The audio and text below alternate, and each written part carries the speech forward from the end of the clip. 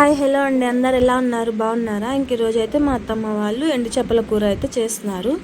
మా అత్తయ్య వాళ్ళకి చాలా ఇష్టం అనమాట. ముందుగా అయితే డేక్ష పెట్టుకుని అందులో ఆయిల్ వేసుకొని ఉల్లిపాయలు వేయాలన్నమాట. ఉల్లిపాయలు బాగా వేగనిచ్చాక అందులో కొంచెం అల్లం వెల్లుల్లి పేస్ట్ వేసేయాలన్నమాట. అది వేగిన తర్వాత మళ్ళీ టమాటాలు, కొంచెం ఉల్లిపాయ, 2 పచ్చిమిరపకాయలు అయితే కోసుకొని పెట్టుకొని అది ఉల్లిపాయలు అవి వేగిన తర్వాత అవి వేసేయాలి.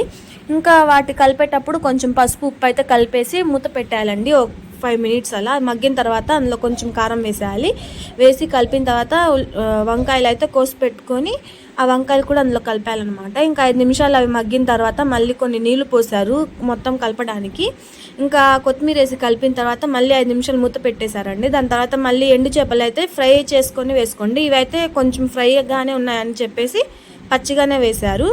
ఇంకా మొత్తం కలిపి పెట్టుకొని అందులో కొత్తిమీర వేసుకొని చల్లుకొని అయితే పెట్టారనమాట. కొంచెం మగ్గిన తర్వాత అసలు చేప ముక్క నోట్లో పెట్టుకుంటే కరిపోతుంది, అంత టేస్ట్ ఉంది. ట్రై చేయండి. Bye bye.